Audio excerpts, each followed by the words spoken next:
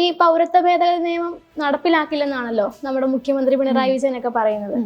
പക്ഷെ ഒരു കേന്ദ്ര നിയമം മുഖ്യമന്ത്രിക്കോ അല്ലെങ്കിൽ ഒരു സംസ്ഥാന സർക്കാരോ നടപ്പിലാക്കില്ലെന്നൊക്കെ പറയാൻ പറ്റുമോ? അതായത് കാര്യം സിമ്പിളാണ്. ഭരണഘടന സംരക്ഷിക്കുമെന്ന് പറഞ്ഞാണ് മുഖ്യമന്ത്രി സത്യപ്രതിജ്ഞ ചെയ്യുന്നത്. അപ്പോൾ ഭരണഘടനയ്ക്കെതിരായിട്ട് മുഖ്യമന്ത്രിക്കോ ഗവൺമെന്റിനോ ഒന്നും ചെയ്യാനാകില്ല. പ്രകടമായി മതവിവേചനമുള്ള ഒരു നിയമം നടപ്പിലാക്കില്ലെന്ന് പറയുന്നതും നിയമപരമായി അതിനെ നേരിടും എന്ന് പറയുന്നതും ഭരണഘടനയെ സംരക്ഷിക്കുന്നതിന്റെ ഭാഗമാണ്. അത് തന്നെയാണ് നമ്മുടെ മുഖ്യമന്ത്രിയും ചെയ്യുന്നത്.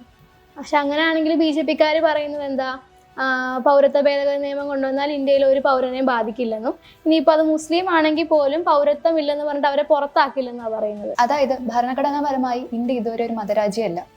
ഒരു മതത്തിലും വിശ്വസിക്കാത്തവർക്കും എല്ലാ മതത്തിലും വിശ്വസിക്കുന്നവർക്കും ഇവിടെ ജീവിക്കാൻ അവകാശമുണ്ട്. പക്ഷേ ഈ പൗരത്വ ഭേദഗതി നിയമം എന്ന് പറയുന്നത് മതത്തിന്റെ അടിസ്ഥാനത്തിൽ അഭയാർത്ഥികളെ വേർതിരിച്ച് നിർത്തുകയാണ്.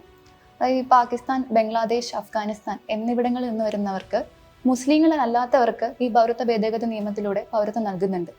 അതാണ് ഇവിടെ മതാടിസ്ഥാനത്തിൽ വിവേചനം ഉണ്ടെന്ന് പറയുന്നതും ഇത് ഭരണഘടനയ്ക്ക് എതിരാകുന്നതും ഇന്ത്യ പോലൊരു സെക്കുലർ രാജ്യത്തിന് ഇത് അപകടം ഉണ്ടാക്കുന്നതും.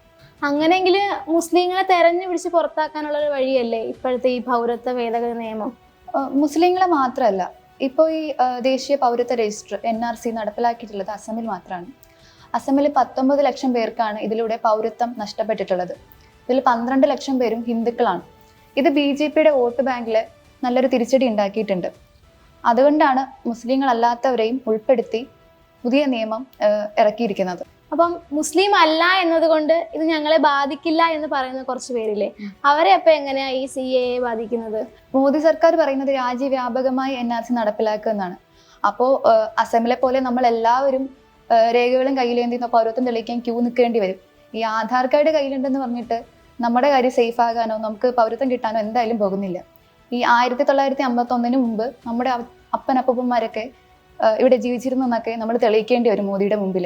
അതിലും മതവിവേചനമുണ്ട്. ഈ ഹിന്ദു, സിഖ്, ജൈന, പാഴ്സി, ബുദ്ധ, ക്രിസ്ത്യൻ മതവിഭാഗത്തിൽ വിശ്വസിക്കുന്നവർക്ക് ഈ 5 വർഷം ഇന്ത്യയിൽ താമസിച്ചിട്ടുണ്ടെങ്കിൽ ഈ രേഖകളൊന്നും ഇല്ലെങ്കിലും അവർക്ക് പൗരത്വം നൽകും. ഈ സ്ഥിതിയിലുള്ള മുസ്ലിങ്ങൾക്ക് പൗരത്വം നൽകുന്നില്ല. ഇതാണ് മതവിവേചനം ഉണ്ടെന്നും ഭരണഘടനാ വിരുദ്ധമാണെന്നൊക്കെ നമ്മൾ പറയുന്നത്. ഇന്നും മുസ്ലിങ്ങളാണെങ്കിൽ നാളെ ഇത് മറ്റു മതങ്ങളിലേക്കും ജാതികളിലേക്കൊക്കെ വ്യാപിപ്പിക്കും. അങ്ങനെയാണ് BJP ഒരു ഹിന്ദു രാഷ്ട്രം സ്ഥാപിക്കാനായിട്ട് ശ്രമിക്കുന്നത്.